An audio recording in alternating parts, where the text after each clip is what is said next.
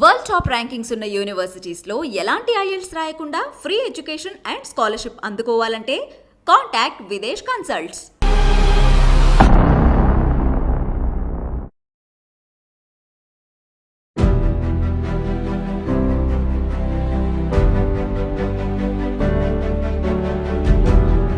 Muthoot case చెప్పండి. అసలు చోటా రాజన్ గారి గ్యాంగ్ ఉంటుంది. ముత్తూట్ కేసులో సగంలో నుంచి నేను వచ్చాను. అంటే నా ముందు వేరే పబ్లిక్ ప్రాసిక్యూటర్ ఉండే. అడ్వకేట్ వచ్చేవాడు, బాంబే నుంచి వచ్చేవాడు, ఫ్లైట్లో వచ్చేవాడు, ఫ్లైట్లో వెళ్ళేవాడు. ఇక్కడ 5 స్టార్లు ఉండేవాడు. మంచి రేంజ్ రోవర్ అలా కార్లు ఉంటాయి కదా, పెద్ద పెద్ద కార్లు, ఖరీదైన కార్లో వచ్చేవాడు. ఇంత ఖర్చును వాళ్ళు భరిస్తున్నారు అంటే వీళ్ళ వెనక ఏదో వేరే గ్యాంగ్ ఏదో ఉంది. కళ్ళకు అవి కట్టుకొని వచ్చేసి లోపలికి వచ్చి పిస్టల్ తీసుకొని మన ఆర్సీపురం మధ్యన పటాచెరు మధ్యలో ఉండే దాంట్లో చేసింది అది. అచ్చా, రెండోసారి ఏమో వాళ్ళకి బ్లాక్ కలర్ స్కార్పియో వస్తారు, అది ఎస్కేప్ అవుతారు. వాళ్ళు కర్ణాటక వెళ్ళి అక్కడ షెల్టర్ తీసుకుంటారు. అందులో గోల్డ్ పోయింది. ముత్తూట్ ఫైనాన్స్ కేసులో సక్సెస్ అయ్యారు. సెకండ్ సాఫ్ట్వేర్ అప్లై సార్, ఇద్దరు క్లాస్మేట్స్, ఇద్దరు కలిసి చదువుకున్నారు. ఇద్దరికి ఉద్యోగాలు వచ్చాయి. అతన్ని సెక్సువల్ లస్ట్ తీర్చుకోవాలనే దాంట్లో కోరికలో వాడు ఉన్నాడు. ఈ అమ్మాయి ఏమో సాంప్రదాయ కుటుంబం నుంచి వచ్చింది కాబట్టి పెళ్లి చేసుకోవాలని ఇడ్చి చాలా బలంగా ఉంటుంది. ఫిస్ట్ మొత్తం స్మోదరింగ్ చేస్తాడు. ఇక్కడ చేసి రిబ్స్ మీద, చెస్ట్ మీద విపరీతంగా కొడతాడు. రిబ్స్ విరిగి లంగ్స్ లోపలికి వస్తాయి. ఈ లివర్ ఫ్రాక్చర్ అవుతుంది. హార్ట్ లోపలికి కూడా ఈ రిబ్స్ వస్తాయి.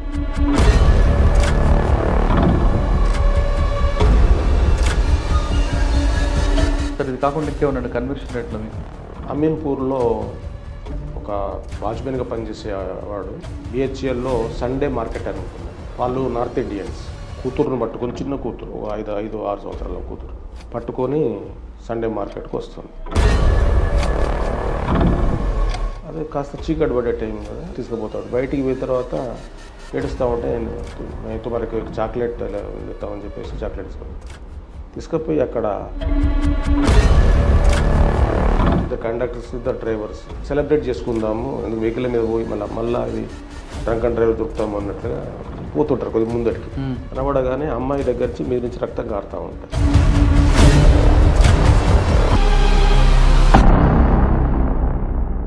మీరు చేసిన కేసుల్లో చాలా కేసులు చూస్తుంటే, ముఖ్యంగా ఆర్సీపురం, ముత్తూట్ ఫైనాన్స్, ఆ కేసు వాడు సంగారెడ్డిలో షెల్టర్ తీసుకుంటారు. అయితే ఆర్సీపురం లిమిట్స్లోకి వచ్చి పట్టపగలి తుపాకీలతో కాల్పులు జరిపి వాళ్ళు తీసుకుని పారిపోతారు. పారిపోతున్న కూడా వాళ్ళు ఒకవైపు బీదర్ వైపు కొంతమంది వెళ్తారు, కొంతమంది OR నుంచి కర్ణాటక వెళ్ళి అక్కడ దాన్ని డంప్ చేస్తారు. అక్కడ చైన్ లింక్ తెగిందంటే ఇప్పుడు పోలీసులు చెప్పారు. ఆ లింక్ ఎలాగా మీరు క్లబ్ చేశారు? ఆ లింక్లో క్లబ్ చేయడం వల్లే ఆ కేసులో వాళ్ళకి శిక్ష పడింది, లేదంటే వాళ్ళు కూడా బయటకు వచ్చి ఉంటారు. వికారాబాద్లో కూడా ఒక కేసు ఉందండి. అంటే జడ్జిమెంట్స్ దగ్గరకు వచ్చేసరికి క్లాసిఫికేషన్ ఆఫ్ జడ్జిమెంట్స్ ఉంటాయండి. అంటే ఇప్పుడు సుప్రీంకోర్టు జడ్జిమెంటు అన్ని కోర్టులకి వర్తిస్తుంది. రీసెంట్ కూడా నేను చర్చ చేశాను నేను మా గ్రూప్లో. ఆర్టికల్ 141 ప్రకారం సుప్రీంకోర్టు ఇచ్చిన judgement it is binding on all subordinate courts. So కేసులో one lady was raped. Vikarabad case నడిపిస్తున్నప్పుడు ముందు చీఫ్లో ఏం చెప్తుంది, కొంత చెప్పిన తర్వాత నన్ను అతను చేయలేదు అది ఇలాంటివి చెప్తుంది. జడ్జి గారు ఏం చేస్తారంటే వాయిదా ఇస్తారు, నువ్వు ఆలోచించుకోరు రమ్మా అని చెప్పేసి. మళ్ళీ వచ్చిన తర్వాత చేశాడు అని చెప్తుంది. తర్వాత క్రాస్ ఎగ్జామినేషన్కి వచ్చేసరికి ముందు చేయలేదని చెప్తుంది, చేశాడని చెప్తుంది. తర్వాత వాళ్ళు టైం తీసుకొని మళ్ళీ ఒకసారి విచారించినప్పుడు చేయలేదని. So it is similar to that of Babu. Sir, వికారాబాద్లో అంటే అనంతగిరి హిల్స్లో అయింది ఆ రేప్ కేసా? కాదండి, అనంతగిరి హిల్స్. ఇది వేరే విలేజ్. ఇక్కడ ఏమైందంటే బెస్ట్ బేకరీ కేసులో కూడా ఒక విక్టిమ్ ముందు ఒక రకంగా చెప్పడం, తర్వాత రిసైల్ కావడం, ఇలాంటి చేసినప్పుడు సుప్రీంకోర్టు జడ్జిమెంట్ ఇచ్చింది. ముద్దాయిలనేమో వదిలేసి ఈమెకు 1 నెల రోజులు జైలు శిక్ష వేసింది. అదే సార్, ఇప్పుడు ఆ కేసులో 376 కేసులో ఆల్రెడీ 164 స్టేట్మెంట్ రికార్డ్ చేస్తారు. చేసిన తర్వాత ఖచ్చితంగా మ్యాజిస్ట్రేట్ ముందు కాబట్టి వాల్యుబుల్ అది. కోర్టుకు వచ్చిన తర్వాత చేయలేదని ఇలా చెప్పినప్పుడు కోర్టు వాళ్ళ మీద పనిష్మెంట్ తీసుకోవచ్చు కదా. పర్జూరీ అండి, చేయొచ్చు కదా. మీరు అన్నట్లు బెస్ట్ బేకర్ కేసులో 1 డే జైలుని. కానీ కోర్టు కొన్ని కేసుల్లో ఎందుకంటే కన్సిడర్ చేస్తుంది అంటే మానవతా దృక్పథం. అంతేనండి. ఆల్రెడీ షీఈస్ విక్టిమైజ్డ్, స్టిగ్మటైజ్డ్, ఇంకా మనం ఇంకంతకంటే ఏం చేద్దాము అన్నట్లు. సార్ వికారాబాద్ కేసులో ఏమిటంటే ఫస్ట్ టైం చేశారని చెప్పింది, సెకండ్ టైం చేయలేదని చెప్తుంది. అయితే ఆర్గ్యుమెంట్లో నేను చాలా గ్లామర్గా చెప్దామని చెప్పేసి this is best example for best bakery case. Best bakery case దాని గురించి చెప్పాను. సబర్మతి ఎక్స్ప్రెస్ ఎట్లా తగిలబడింది, తర్వాత ఈ అక్కడ గోద్రాలో సంఘటన జరిగింది, అక్కడ బెస్ట్ బేకరీ కేసులో ఏం జరిగింది ఎంత చెప్పి this is example for that and she is liable for punishment అని చెప్పారు. సో జడ్జి గారు దానికి సిద్ధంగా ఉన్నాడు, అంటే ఆమెకు పనిష్మెంట్ ఇవ్వడానికి. ఆమెకు పనిష్మెంట్ మరుసటి రోజున ఉదయం జనరల్లీ నేను ఏం చేస్తానంటే కోర్టుకి కాల్ వర్క్ అయిపోయిన తర్వాత వెళ్తాను, కానీ ఆ రోజు ముందు వెళ్ళాను. జస్ట్ ఆయన జడ్జి గారు ఏంటంటే ఆయన కోర్టు హాల్లోకి వచ్చిందంటే మనం గడియారం తిప్పుకోవాలి 10:30 అని, అంత షార్ప్గా వస్తాడు జనమంచి సాంబశివ గారు అని. ఫస్ట్ పోయి నిలబడ్డాను, నిలబడి మన హంబుల్ సబ్మిషన్ ఎవరు అన్నారు అని చెప్పండి అని. Sir yesterday I argued a case and I was under misnomer that this case falls within the mischief of it is similar to that of Best Bakery case. Unfortunately, I cited it. I am withdrawing that citation because Supreme Court beneath the judgment, Supreme Court said, no court shall take the observations of this court. దేనికి ఎవరికి ఉపయోగించకూడదు అంటే మనకు ముందు ఒకటి ఉంది కదా, supreme court జడ్జిమెంట్లు అన్ని కోర్టులు ఫాలో కావాలనేది. ఇక్కడ ఏమన్నారు సుప్రీంకోర్టు వారు ఏమన్నారంటే ఈ కేసులో జరిగిన సంఘటనల్ని, ఈ కేసులో కోర్టు వారి అబ్జర్వేషన్లని వేరే కోర్టులో అప్లై చేయకూడదు అని చెప్పేసి అని అన్నారు. అది చెప్పాను. చెప్పిన తర్వాత షాక్ అయిపోయాడు ఆయన. జడ్జిమెంట్ ప్రొనౌన్స్ చేయడానికి సిద్ధంగా ఉన్నాడు. కేసు పిలిచేసి మీ కేసు రేపటికి పూజ చేస్తున్నాను అన్నాడు. జడ్జిమెంట్ మార్చుకోవాలి కాబట్టి. తర్వాత కొట్టేశాడు. ఛాంబర్లోకి పిలిచి అప్పుడు అడిగాడు నన్ను ఆర్టికల్ 141 గురించి ఏమేమి ఉంటుంది అని చెప్పేసి. ఆర్టికల్ 141 గురించి చెప్పాను నేను.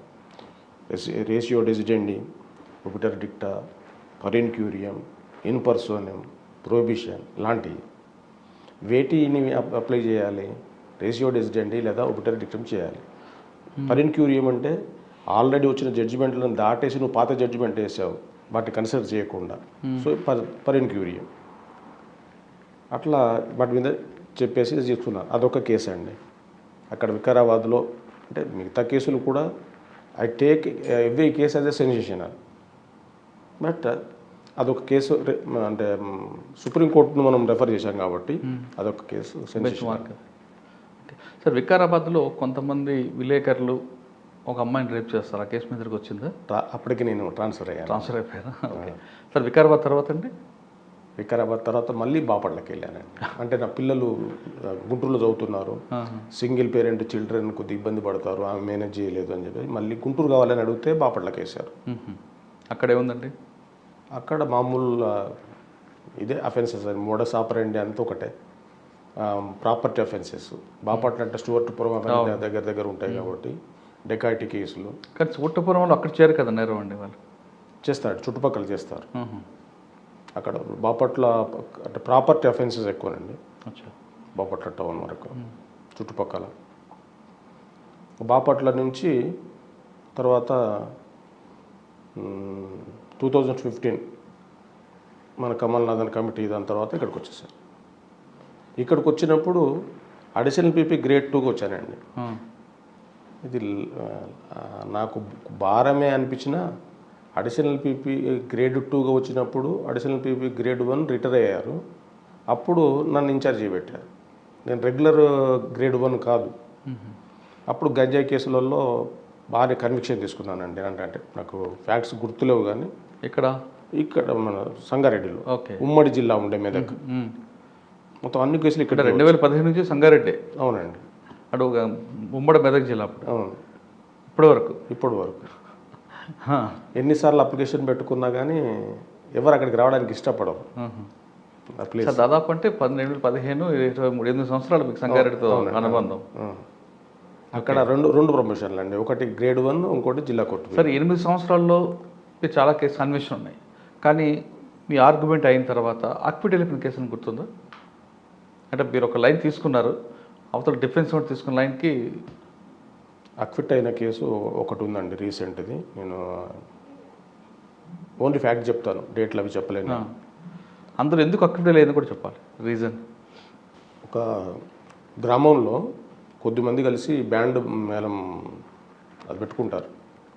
ఈ దసరా పండుగ రోజు బ్యాండా? బ్యాండ్ అయితే ఒకరింట్లో సేఫ్ కస్టడీకి ఒకరింట్లో ఉంటుంది. దాన్ని లీడ్ చేసేవాడు వేరేవాడు ఉంటాడు. సర్పంచ్ కాల్ చేస్తాడు, ఇతన్ని బ్యాండ్ ఒకరు తిప్పి రమ్మని చెప్పేసి. అయితే వీడికి తెలియకుండా పాపం తీసుకుపోయారనే దాంతో అక్కడ చిన్న ప్రొవొకేషన్ తోటి వచ్చి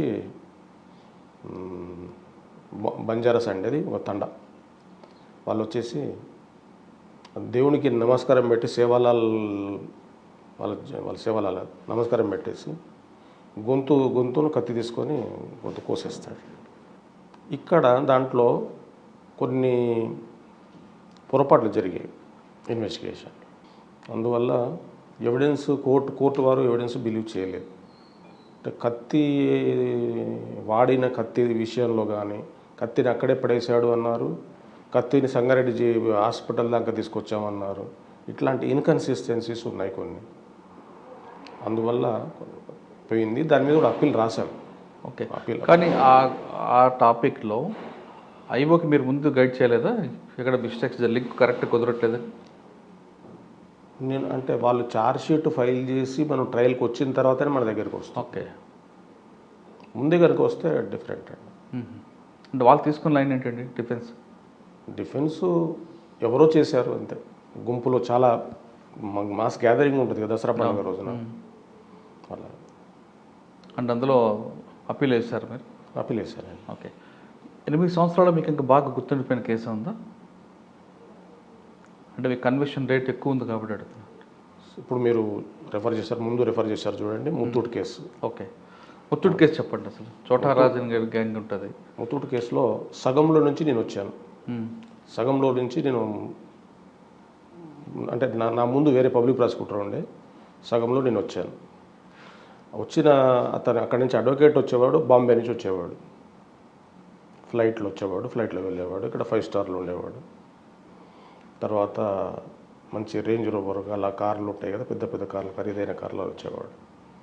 అంటే we have to observe as a prosecutor మనం ఏం చేయాలంటే, వాడే ఇంతమందిని అడ్వకేట్లని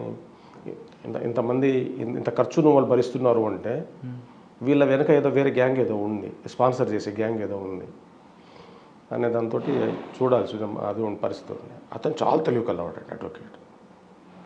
అతను నాకంటే ముందున్న పబ్లిక్ ప్రాసిక్యూటర్ మీద కంప్లైంట్ పెట్టాడు, ఏతో దేశభక్తో ఇంకో లడాయి హై క్యా అని చెప్పేసానే. It is also exactly what ever you said. It's amounts to దేశభక్తికి లడాయి అని చెప్పేసి అతను అన్నాడు. అతని మీద కంప్లైంట్ పెట్టాడు, జడ్జి గారి మీద కంప్లైంట్ పెట్టారు, as a premeditated to give conviction అని చెప్పేసి నా దగ్గరికి వచ్చాడు.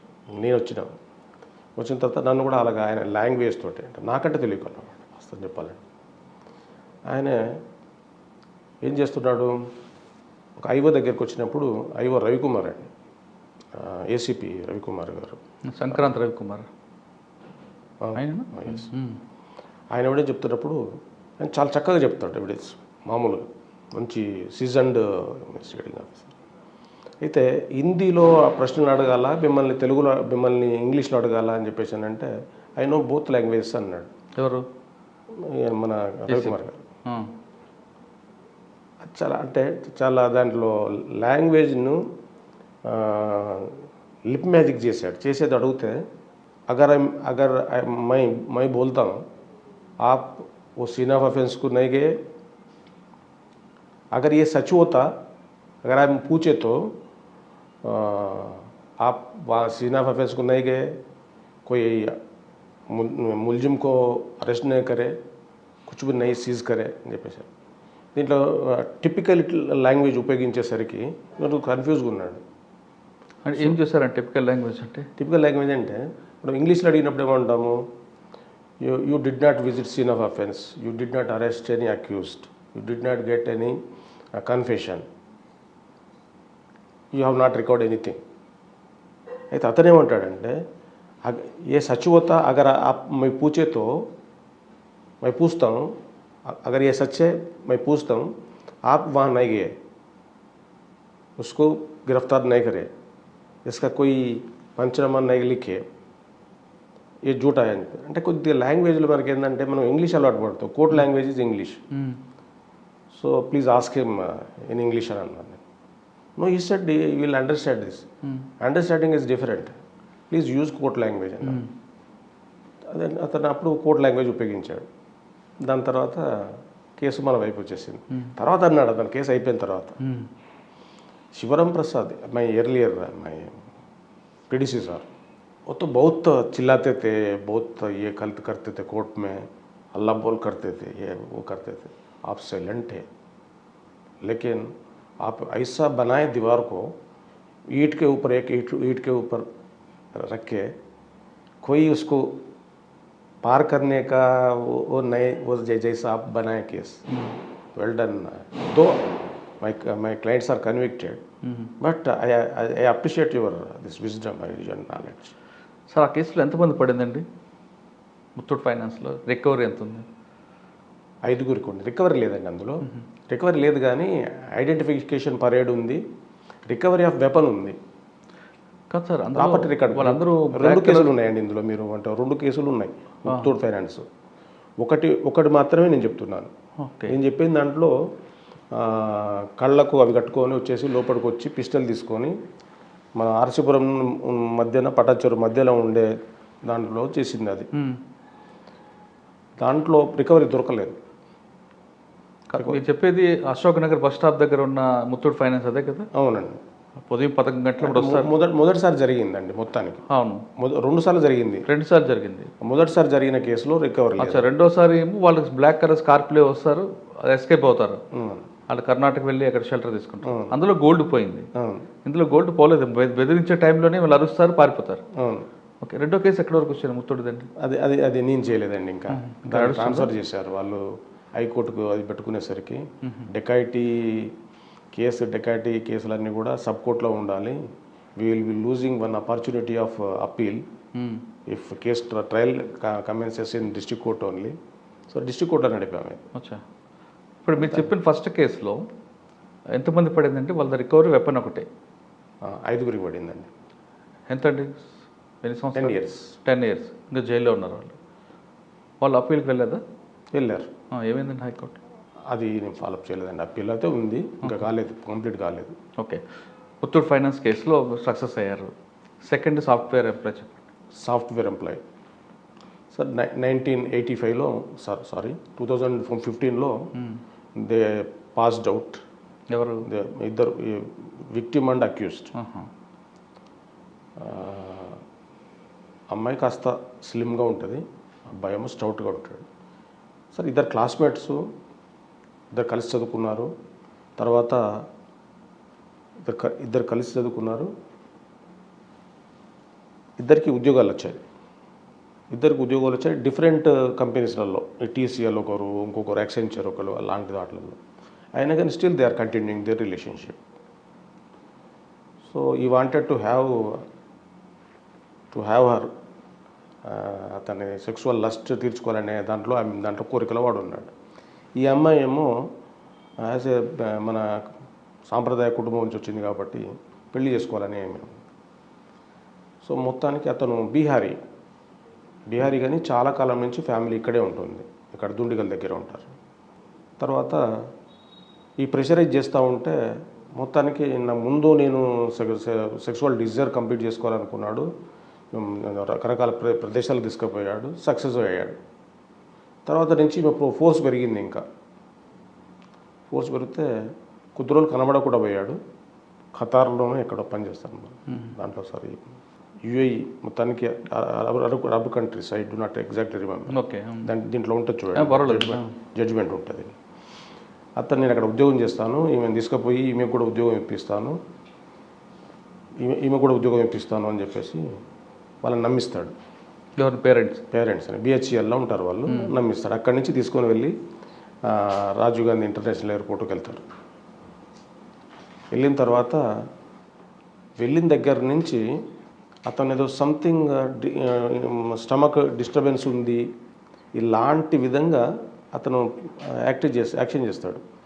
తర్వాత లోపలికి వెళ్ళిన తర్వాత ఇంటర్నేషనల్ డిపార్చర్స్కు లోపలికి వెళ్ళిన తర్వాత లోపల లాంజ్లో కూర్చుంటారు. ఆడ ఎయిర్లైన్స్కి పోడు, అక్కడ ఎయిర్లైన్స్ పోకుండా అక్కడ కూర్చుంటాడు. కూర్చొని పదే పదే పదే పదే ల్యాబొరేటరీకి వెళ్తూ ఉంటాడు. ఈ ఏదైతే మన మన ఫ్లైట్ ఉన్న టైం ఉందో ఆ టైం లోపలికి ఎయిర్లైన్స్ లోపలికి వెళ్ళిపోడు. దాని టైం అయిపోయిన తర్వాత బయటకు వస్తాడు. అంటే బోర్డింగ్ పాస్ తీసుకుంటాడు. అంటే ముందు ఈ ఫ్రిస్కింగ్ ఉండదండి. లోపల ఓన్లీ పాస్పోర్ట్ చూసి పంపిస్తారు. ఎయిర్లైన్స్ డిఫరెంట్ ఎయిర్లైన్స్ మీద తర్వాతనే ఫ్రిస్కింగ్, స్కానింగ్ ఇవన్నీ ఉంటాయి. అక్కడ దాకా తీసుకపోవడం మీరు ఇక్కడనే కూర్చోబెడతారు లాంజ్లో. అట్లా ల్యాబొరేటరీకి అటు ఇటు తిరుగుతూ ఉంటాడు. ఆ ఫ్లైట్ వెళ్ళిపోయిన సమయంలో బయటకు వస్తాడు. వచ్చి sorry I will make a call అని చెప్పేసి ఏదో ఫేక్ కాల్ కొడతాడు పక్కకు పోయి. అంటే పొద్దునికి ఫ్లైట్ మనకు టికెట్స్ అలో అవుతాయి, మళ్ళీ మనం ఇక్కడి నుంచి మళ్ళీ ఇంటికి పోవడం ఇదంతా ఎందుకు అవసరం ఏముంది అని పక్కన అదొకటి డార్మెటరీ ఉంటుందండి. Rajiv Gandhi international airport dormitory ఉంటుంది. డార్మెటరీ పేద ప్రజలకు అందరికేమో కింద ఉంటారు, వాళ్ళు తెచ్చుకునే సద్దులు తింటారు, వెళ్ళిపోతూ ఉంటారు. కాస్త అఫోర్డబుల్ కండిషన్ ఉన్న వాళ్ళకి ఏసీ రూమ్స్ అవి ఇవన్నీ ఉంటాయి. రూమ్లోకి వెళ్ళిపోతారు. అక్కడికి రూమ్లోకి వెళ్ళిపోయిన తర్వాత దేర్ ఈ వాంటెడ్ హర్ టు సెక్స్. అయితే ఆమె ఏంటి ఇలా చేస్తున్నావు నువ్వు సునీల్ అది అని చెప్పేసి మాట అడుగుతుంది. ఇప్పుడు అతను ఏం చేస్తాడంటే పెన్ను ఒకటి ఇట్లా మనం పట్టుకొని ఒత్తేదుంటే చూడండి, టప్ టప్ అనేది ఇట్లా ఒత్తుకుంటూ సపోజ్ నిన్ను ఇక్కడ వదిలేసి నేను వెళ్ళిపోతే నువ్వేం చేస్తావు అని చెప్పేసి అని అంటాడు. అనగానే చేతిలో నుంచి పెన్ను లాక్కొని గొంతులో కూర్చుకోవడానికి ఆ ప్రయత్నం చేస్తుంది. ఎవరు? ఆమె సూసైడ్ చేసుకోవడానికి ప్రయత్నం చేస్తుంది. చేయగానే విడిచి చాలా బలంగా ఉంటుంది ఫిస్ట్ మొత్తం స్మూదరింగ్ చేస్తాడు. ఇక్కడ చేసి రిబ్స్ మీద చెస్ట్ మీద విపరీతంగా కొడతాడు. రిబ్స్ విరిగి లంగ్స్ లోపలికి వస్తాయి, ఈ లివర్ ఫ్రాక్చర్ అవుతుంది, హార్ట్ లోపలికి కూడా ఈ రిబ్స్ వస్తాయి. ఇన్స్టంటేనియస్ చేస్తాయి. వీళ్ళు ఊరికి పోతున్నప్పుడు ఈ ట్రాలీ అది ఉంటుంది కదా, అమెరికన్ టూరిస్టర్లో అంటే body immediately after death cadaveric spasm అని వస్తుందండి. అంటే బిగుసుకొని పోతుంది కదా. అందుకని వీడికి తెలుసు, వీడు మొదటి నుంచి ఒక ప్లాన్లో ఉన్నాడు. వీడేం చేస్తాడంటే అది రావడానికంటే ముందే బాడీ ఇంకా డికంపోజ్ కాకముందే దాంట్లో ఉందన్నీ ఖాళీ చేసేసి దాంట్లో ఎంటీ చేసి దాంట్లో స్టఫ్ చేసి మూత పెట్టేస్తాడు. తర్వాత చంపిన తర్వాత కొద్దిగా డిస్టర్బ్ అవుతాడు మైండ్ అంతా. Want to remove this one from this dormitory. బాగా బలంగా ఉంటాడు. తీసుకుపోయిన ఆమెకు సంబంధించిన బట్టలు లేదా ఒకటి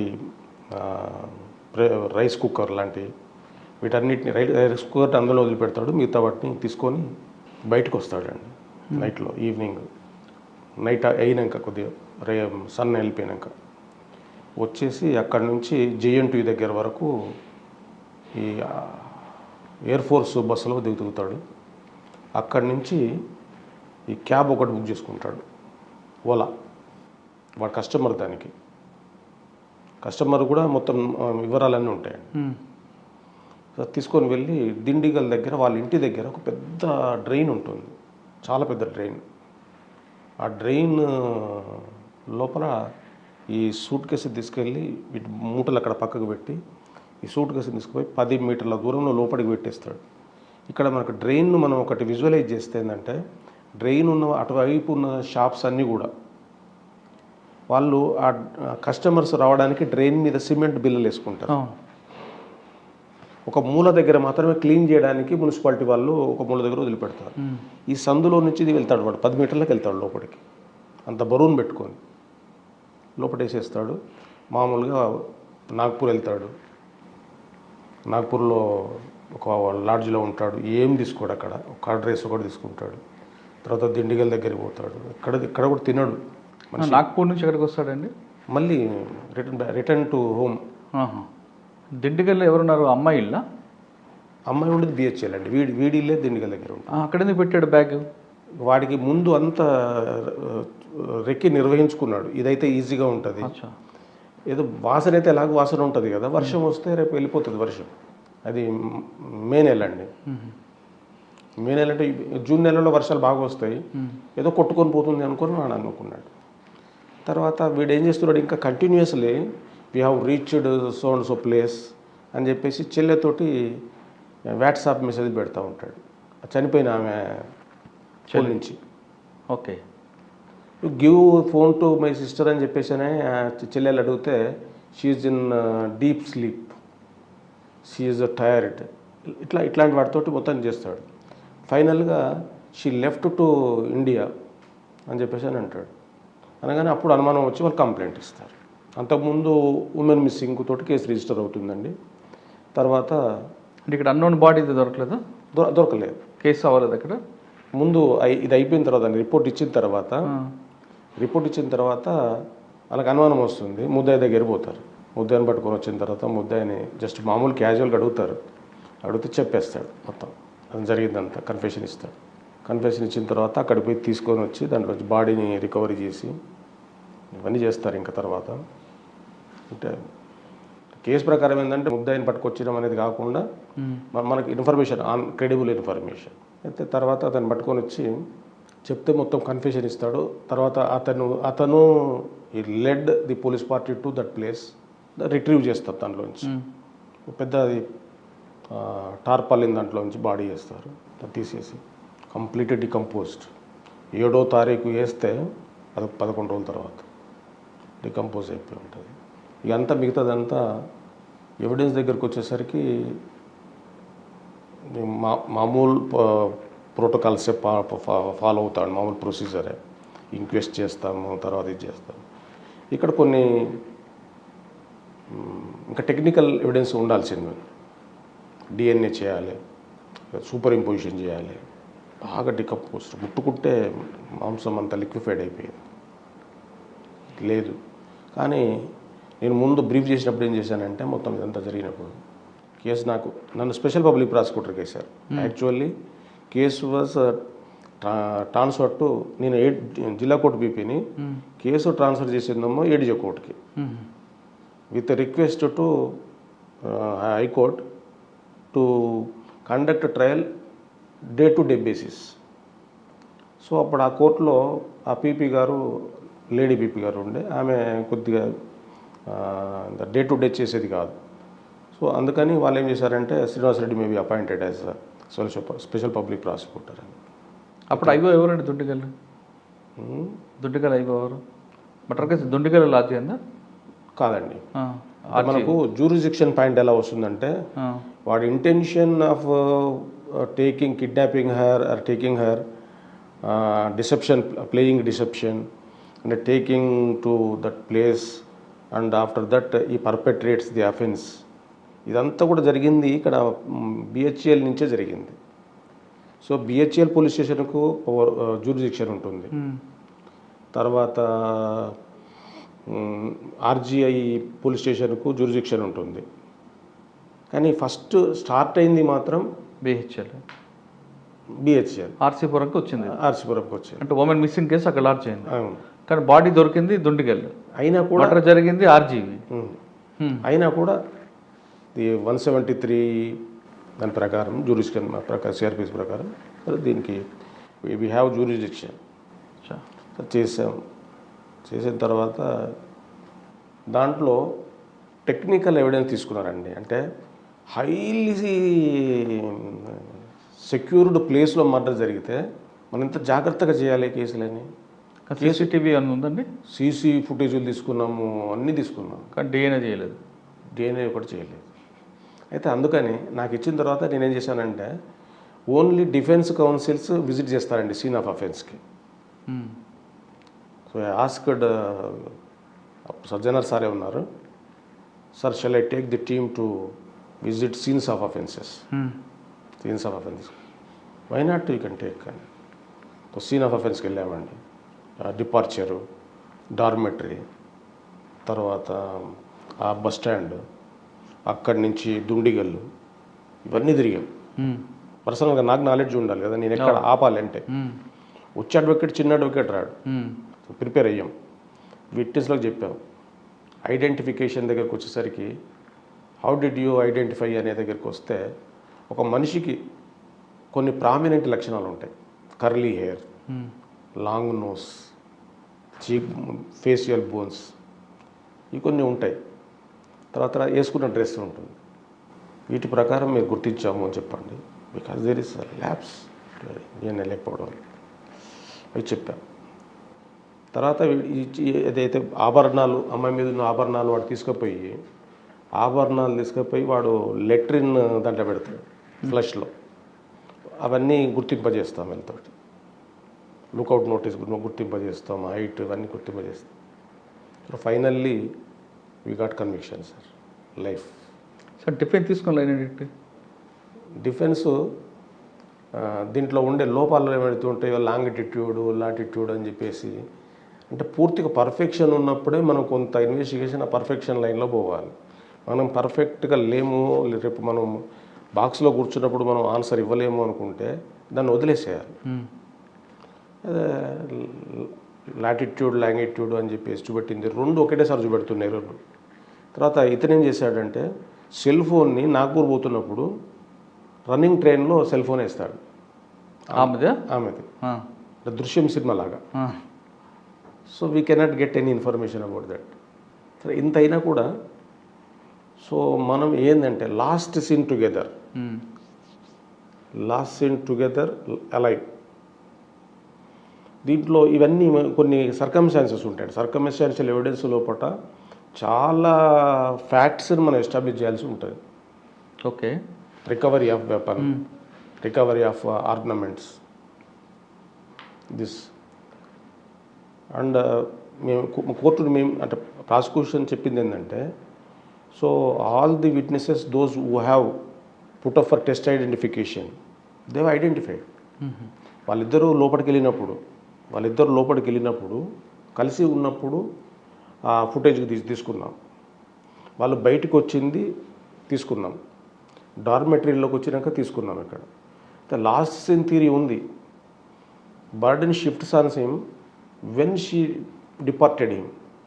ఎప్పుడు డిపార్ట్ అయింది అతనికి ఆ బర్డెన్ను డిశ్చార్జ్ చేయడం అతని వల్ల కాలేదు. అచ్చా, ఎంత వచ్చిందండి కన్విక్షన్? లైఫ్ అండి. ఉన్నాడు జైల్లో, ఇప్పుడు అప్పీల్కి వెళ్ళాడు, జైల్లో ఉన్నాడు. లైఫ్ వచ్చిన వాటికి బెయిల్ ఇవ్వరండి. సార్ ఇది కాకుండా ఇంకేమన్నాడు కన్విక్షన్ రేట్లో మీకు? ఒక కేసులో, నారాయణఖేడ్ కేసులో, అంటే ఇట్లా మర్డర్స్ని మేము ఎలా చేస్తామంటే మర్డర్స్ని క్లాసిఫై చేస్తాం.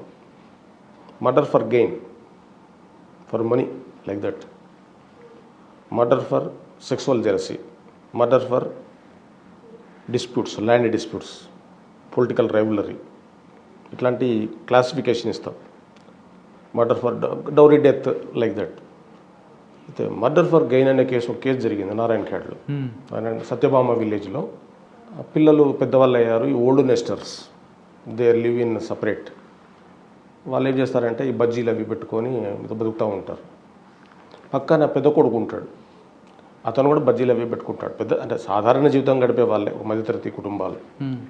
వీళ్ళ దగ్గర బాగా గోల్డ్ ఉంటుంది, ఓల్డ్ నెస్టర్స్ దగ్గర. అంటే మా తదనంతరం మీరు పంచుకుందరు కానీ నా దగ్గర ఉండనియండి అని చెప్పి వీళ్ళు పెట్టుకుంటారు సేఫ్టీ కోసం అని.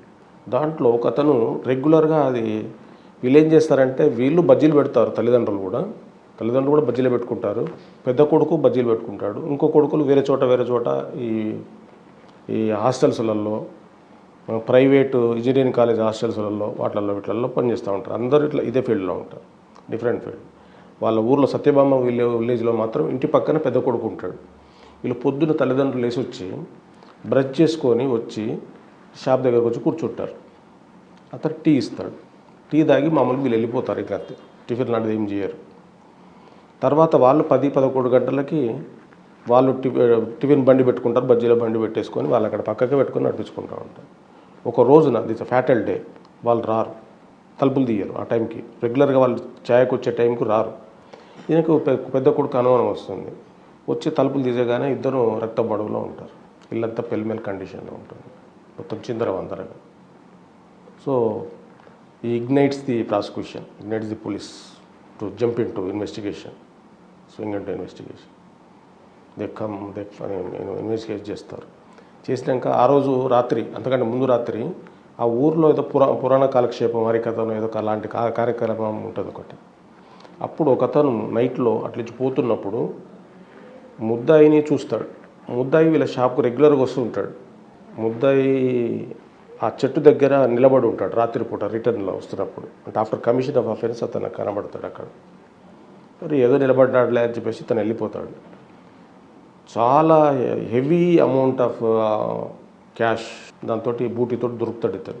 దొరికిన తర్వాత మామూలు as usual is arrest is made and huge quantity of currency as well as ornaments are seized.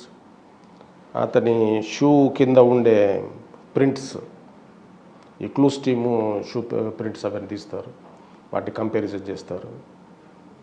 So దాంట్లో రిజల్ట్ ఏంటంటే ఓన్లీ కన్విక్షన్ గురించి చెప్తున్నాను. అందులో దీంట్లో కన్విక్షన్ ఎలా చేస్తారు? జనరల్లీ కన్విక్షన్ ఎంతమంది చంపినా కానీ లైఫ్ కొద్దిగా ఎక్కువ మందిని చంపేసి చాలా అతను అంటే rare of the rarest cases ఆ పరిధిలోపలికి రాకపోతే లైఫే ఇస్తారు.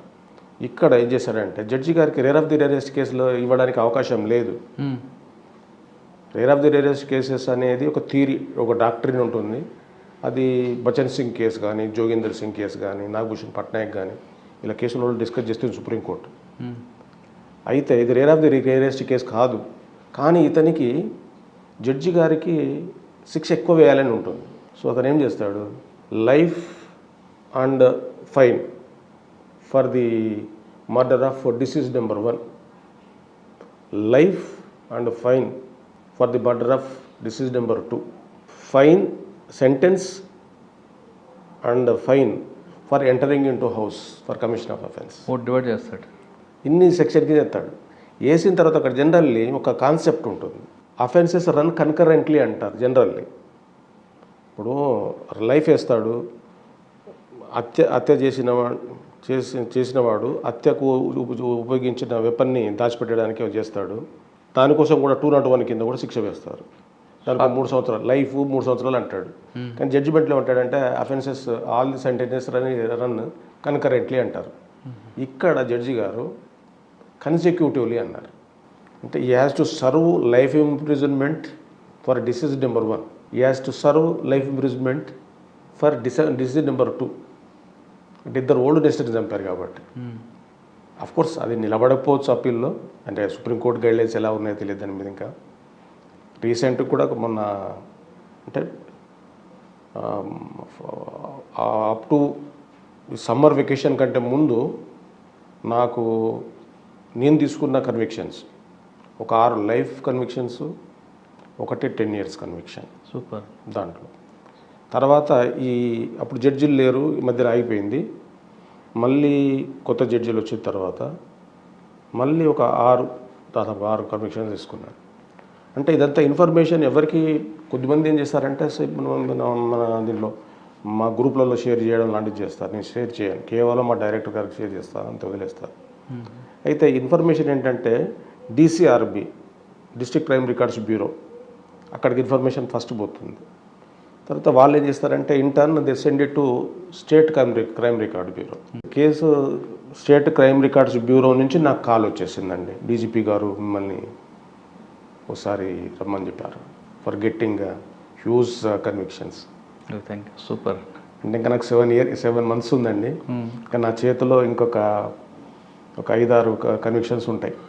I'm sure I'll get convictions. Congratulations sir. ఇది కాకుండా ఇంకేమన్నా? అమీన్పూర్లో ఒక అంటే వాచ్మెన్గా పనిచేసేవాడు ఒక బిహెచ్ఎల్లో సండే మార్కెట్ అని ఉంటుందండి. అవును. సండే మార్కెట్ రోజున 31st December, maybe before this Covid. వాళ్ళు నార్త్ ఇండియన్స్ కూతురుని పట్టుకొని, చిన్న కూతురు, 5-6 సంవత్సరాల కూతురు పట్టుకొని సండే మార్కెట్కి వస్తుంది. వచ్చినప్పుడు అదే టైంకు ఆ ఏరియాలో ఉండే వాచ్మెన్ కూడా అక్కడ కనబడతాడు. ఇవి చేపట్టుకొని అవి ఏరుతున్నప్పుడు చెయ్యి వదిలిపెడుతుంది.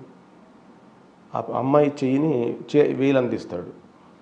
అదే కాస్త చీకటి పడే టైం కదా, ఆమె తీసుకొని చేపట్టుకొని నడుచుకుంటూ పోతుంటే తీసుకుపోతాడు. బయటికి పోయిన తర్వాత ఏడుస్తూ ఉంటే తుమరికి చాక్లెట్ ఇస్తామని చెప్పేసి చాక్లెట్ తీసుకుపోయి అక్కడ వాళ్ళు లింగంపల్లి పోలీస్ స్టేషన్ ఎదురుగా కొన్ని ప్రైవేట్ బస్సులు ఆగుతాయి.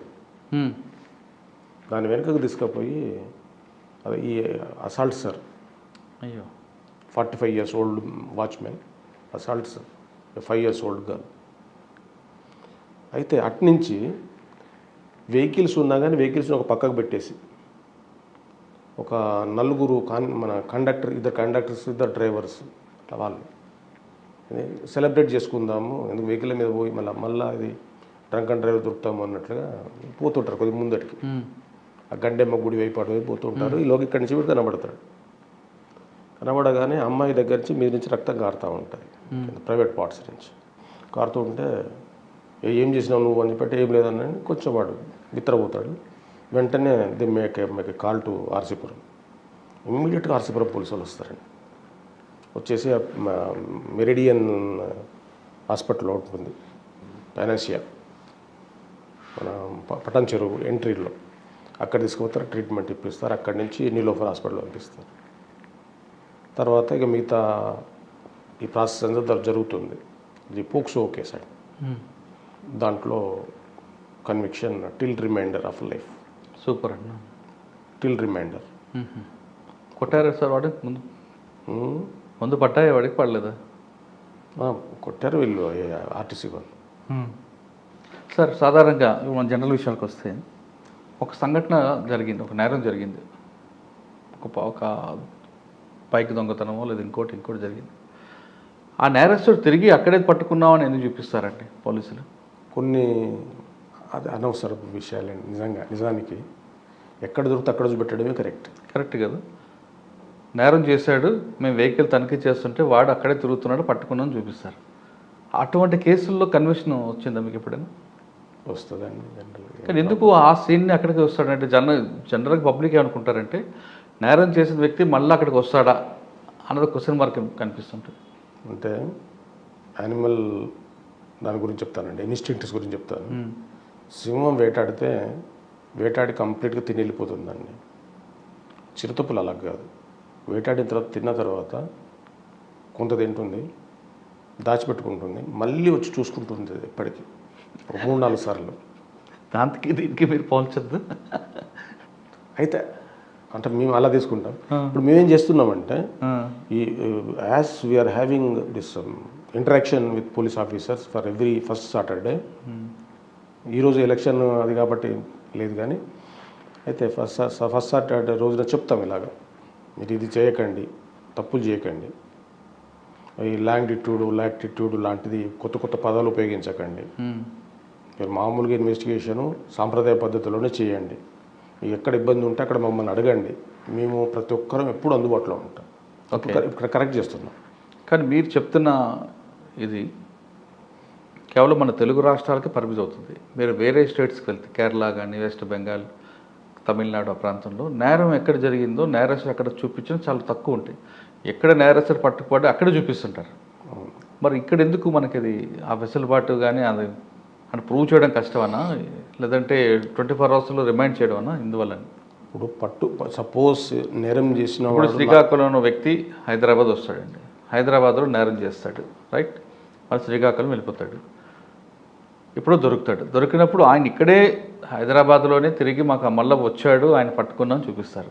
కానీ శ్రీకాకుళం లిఫ్ట్ చేసినట్టు కనిపిస్తుంటుంది. వ్యాలిడ్ క్వశ్చన్ సార్, చాలా ఇంపార్టెంట్ క్వశ్చన్ కూడా. అరెస్ట్ చేసిన తర్వాత, ఒక మనిషిని అరెస్ట్ చేసిన తర్వాత 24 అవర్స్లోనే రిమాండ్ చేయాలనే ఒక రాంగ్ నోషన్లో పోలీసు వారు ఉన్నారు. జర్నీ టైం ఎక్స్క్లూడ్ అండి. ఇప్పుడు శ్రీకాకుళంలో మనం ముద్దాయిని అప్రహెండ్ చేశాం, నాట్ అరెస్ట్, అప్రహెండ్ చేశాం. అవును. అక్కడి నుంచి ఎంత టైం పడుతుందో అంత టైం ఎక్స్క్లూజనే. అవును. తర్వాత తీసుకొచ్చి ఇక్కడ ప్రొడ్యూస్ చేస్తాం. వితిన్ 24 అవర్స్లోనే ఉన్నట్టే లెక్క. ఇక్కడికి వచ్చిన తర్వాత మన పోలీస్ స్టేషన్లో అతన్ని అరెస్ట్ ఎఫెక్ట్ చేస్తాం. అంటే సెక్షన్ 50 కింద నోటీస్ ఇచ్చి చేయడం, ఇదంతా. ది అప్రహెన్షన్ వేరు, అరెస్ట్ వేరు. Journey time, always journey time is excluded. దాన్ని మేము సరి చేస్తున్నామండి. దాన్ని ఇప్పుడు అదే శ్రీకాకుళంలో ముద్దాయిని అరెస్ట్, అదే మీరు అన్నట్లుగా కస్టడీ తీసుకున్న టైంలో ఓపెన్ అయిపోయింది అనుకోండి, పబ్లిక్ అందరూ చూశారు.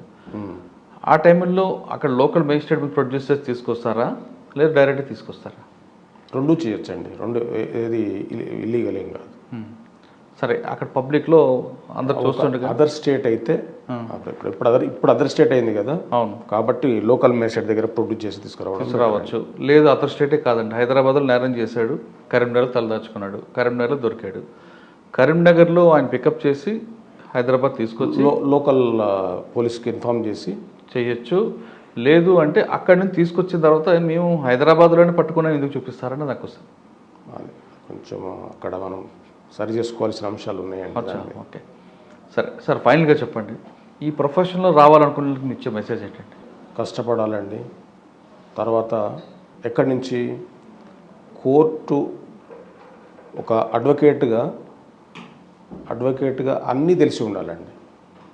ఒక సీజన్ తెలిసి ఉండాలి, ఒక టోపోగ్రఫీ తెలిసి ఉండాలి, రాజకీయం తెలిసి ఉండాలి, అన్నిట్లలో ప్రావీణ్యం ఉండాలండి. ఉండి వచ్చి వర్క్ చేయాలి. ప్రీవీ కౌన్సిల్ దగ్గర నుంచి సుప్రీంకోర్టు ఏర్పాటు వరకు, అంతకుముందు బ్రిటిష్ కాలం రోజులో ఉన్నప్పుడు జరిగిన ఏదైతే ఉన్నాయో అక్కడి నుంచి చట్టాలను చదవాలి. వాళ్ళు జడ్జీలు ఇచ్చిన తీర్పులు చదవాలి. పూర్తిగా ఫుల్ ప్లెడ్జెడ్గా వస్తేనే ఈ దీంట్లోకి రావాలండి. సో నా ఫస్ట్ ఎగ్జాంపుల్ నేనే తీసుకుంటాను. నేను అడ్వకేట్గా వచ్చిన తర్వాత మా ఫస్ట్ 88 అయితే 89లో ఈఎం పాండురంగారావు గారిని మేము యాన్యువల్ డేకి పిలిచాం. పిలిచిన తర్వాత ఆయన జూనియర్స్ అందరు ముందర కూర్చోండి అన్నాడు. సో నేను వన్ ఇయర్ అయింది అప్పటికి. నేను ముందర కూర్చున్నాను. అందరు కూర్చున్న తర్వాత ఈ పోస్ట్ డేకి వచ్చాను. What is best cross examination, A type of advocates ప్రొఫెషన్లో నిలబడతారు. బాగా రిచ్ అంటే ఫ్యామిలీ అతని మీద ఆధారపడకుండా ఉండేవాళ్ళు, లేకపోతే బాగా పూర్, హ్యాండ్ టు మౌత్, ఈరోజు పని చేస్తేనే ఈరోజు తిండి వస్తుంది అనే వాళ్ళు మాత్రం నిలబడతారు. మిగతా వాళ్ళు ఉండరు, మధ్యస్థులు ఎవరు ఉండరు అని అంటే నేను అనుకున్నాను, అయితే రెండిట్లలో నేను చివరి వాదాన్ని ఉన్నాను కదా, నేను నిలబడతాను, సర్వైవ్ అవుతాను. ఓకే. తర్వాత మళ్ళీ క్వశ్చన్ అడిగాడు, what is the good cross examination. అందరు రకరకాలు చెప్తున్నారు, ఆయన అందరిని నెగిటివ్ చేస్తున్నాడు. నో, నన్ను అడిగాడు. నేను ఐ వాజ్ ఎంబరాస్డ్. నాకంటే ముందున్న వాళ్ళు చెప్పిందంతా కూడా అందరినీ నెగిటివ్ చేస్తున్నాడు కదా, నేను ఎంబరాస్ అయిపోయి నిలబడిపోయాను just. So nil cross examination is always best cross examination, because in a criminal judicial system in India it is adversarial system, not an inquisitorial system. Accused need not prove himself as innocent. It is the prosecution to prove his guilt. So always nil is better unless you have your own case. Okay. ఇప్పుడు ముద్దాయి నేను నేరం చేశాను చేయలేదు అని నిరూపించుకోవాల్సిన అవసరం లేదు. మే ప్రెజ్యూమే. ఎలా అండి? ముద్దాయి తన నేరాన్ని నిర్దోషిని నిరూపించుకోవాల్సిన అవసరం లేదు మన సిస్టంలో, ఇండియన్ జ్యూరిస్ప్రుడెన్స్లో. ప్రాసిక్యూషన్ మాత్రమే ఎస్టాబ్లిష్ చేయాలి వాడు నేరం చేశాడని. అవును. అయితే దీనికి మనకి ఇప్పుడు చిన్నగా ఈ చట్టాలలో మార్పు వస్తుంది మన దాంట్లో. అంటే positive proof, negative proof. What is positive proof? మనం ఏది కలెక్ట్ చేస్తాం, ఎవిడెన్స్ కలెక్ట్ చేస్తాం, కోర్టు ముందర పెడతాం. నెగిటివ్ ప్రూఫ్ ఉంటుంది. Suppose I am traffic inspector on a road doing my duties. If a motorcycle raider comes, I ask him for relevant documents, driving license, yes sir, RC, etc. he fails to produce. It is not my duty to inquire whether this vehicle is insured, whether this vehicle is RC, whether it is registered in Patancheru or Ramchandrapuram or somewhere else, whether this person is having any driving license. It becomes his duty to అక్యూజ్డే రుజువు చేసుకోవాలి. ఇట్లాంటి accuse రుజువు చేసుకోవాల్సిన అంశాలు మనకు 304B వరకట్న చావులు ఆ కేసులో కూడా అతనే నిరూపించుకోవాలి 106 కింద. తర్వాత 306లో కూడా ఇద్దరు కలిసి ఉన్న వివాహంలో ఉన్న ఒక దాంట్లో రూమ్లో ఉన్నప్పుడు ఆమె చనిపోతే ఆమె ఎట్లా చనిపోయిందనే దాన్ని అతను రుజువు చేసుకోవాలి. ఇలాంటి కొన్ని వస్తున్నాయి ఇప్పుడు. అంటే అడ్వర్సరీ సిస్టమ్, అక్విజిటోరియల్ సిస్టమ్ నుంచి ఇంక్విజిటోరియల్ సిస్టమ్. ప్రాసిక్యూషన్ బడ్డీలు లేనివి ఏంటండి? Always burden of proof is on the prosecution అండి. Even if it does not produce, ఫైనల్గా మళ్ళీ ఇటే తిరుగుతుంది. అచ్చా, మీరు ఇప్పుడు పాండురంగారెడ్డి గారు అడిగిన తర్వాత మీరు చెప్తే ఏమన్నారు? Nil cross examination always best cross examination అంటే ఏమన్నారు ఆయన అన్నారు. నేను సమాధానం చెప్పలేదు, నేను నిలబడ్డాను అంతే. అచ్చా, ఇక్కడికి వచ్చే వాళ్ళకి ఏం చెప్తున్నారండి? రాబోయే తరానికి సమాజం పట్ల బాధ్యత ఉండాలండి. ఫస్ట్ యాజ్ అడ్వకేట్ అయినా, యాజ్ అ జడ్జ్ అయినా, యాజ్ అ ప్రాసిక్యూటర్ అయినా, యాజ్ అ లా ఆఫీసర్ అయినా, first one should have dedication towards profession. I don't believe God, but I river my department. I love my profession because all we are judges, prosecutors and other, we are all liars at first instance. Then we change into some other posts. Judge is also liar, myself a liar, like that. ఎవరమైనా ఇక్కడ లాయర్కి వచ్చినాక లాని ఖచ్చితంగా చదవాలి, చాలా జాగ్రత్తగా చదవాలి. సమాజం పట్ల ఒక మానవత దృక్పథం కలిగి ఉండాలి, అది లాయర్ అయినా ఎవరైనా. లా ప్రొఫెషన్లోకి రండి, వచ్చిన వాళ్ళు నీతిగా, నిజాయితీగా, నిబద్ధతతో ఖచ్చితంగా పనిచేయాలంటున్నారు శ్రీనివాసరెడ్డి గారు. సమాజం పట్ల పూర్తిగా బాధ్యతతో ఉంటే ఖచ్చితంగా ఈ ప్రొఫెషన్ చాలా బెస్ట్ ప్రొఫెషన్ అంటున్నారు. కానీ వచ్చిన వెంటనే డబ్బుల కోసం ఆశపడితే చాలా